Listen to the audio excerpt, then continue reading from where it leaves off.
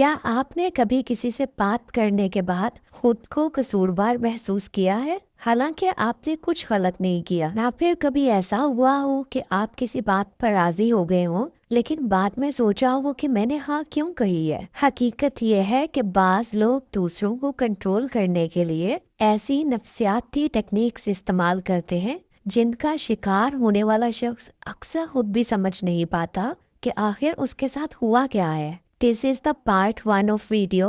इस वीडियो में हम 10 ऐसी मैनिपुलेशन टेक्निक्स के बारे में बात करेंगे जो लोग डेली लाइफ में इस्तेमाल करते हैं और हमें एहसास भी नहीं होता। पार्ट 2 में हम इसके सल्यूशन पे बात करेंगे। से पहली सबसे मशहूर और सबसे खतरनाक मैनिपुलेशन टेक्निक है गैसलाइटिंग। इसमें कोई शख्स आपकी याददाश्त, सोच या एहसासात पर शक पैदा करता है। मसलन अगर कोई गलत बात करे वो और आप एतराज़ करें तो वो कहेगा, नहीं तुम्हें याद नहीं, नहीं मैंने तो ऐसा नहीं कहा, तुम बहुत ज़्यादा सोचते हो।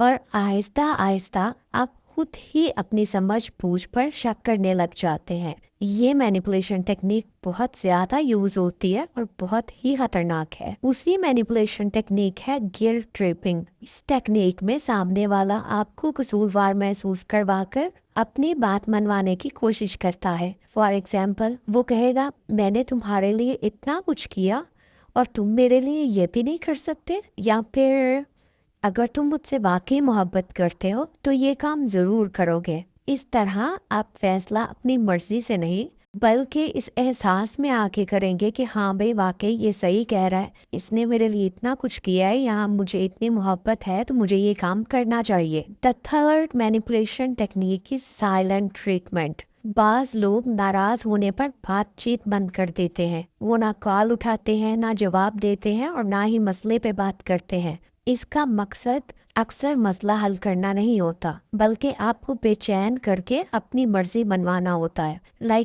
वो चुप हो जाते हैं ताकि आप में बेचैनी पैदा हो और आप उनकी बात मान लें। The fourth technique is playing the victim. कुछ लोग हर सूरत हाल में खुद को मजलूम साबित करते हैं, चाहे गलती उनकी हो, लेकिन वो कहानी इस तरह बयान करते हैं कि सबको उन्हीं पे तरस आ जाए। नतीजा ये होता है कि सबका ध्यान उस असल जो स्टोरी होती है ना उससे हट जाता है और बस उस बंदे की मजलूमियत पे जो है ना सबका ध्यान चला जाता है और वो अपनी मजलूमियत से मैनिपुलेट करके तो बात मनवा लेता है अपनी। 5वें नंबर पे टेक्निक आ जाती है जी लव बॉम्बिंग।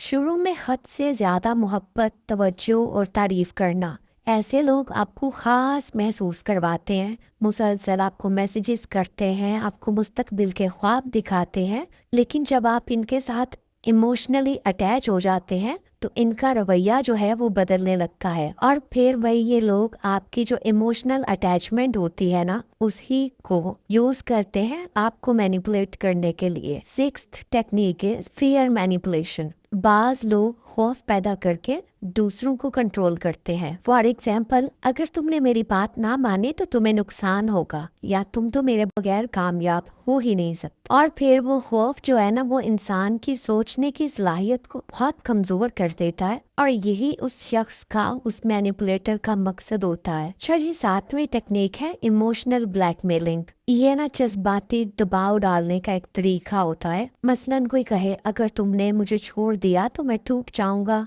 या तुम्हारी वजह से तो मेरी जिंदगी खराब हो गई है।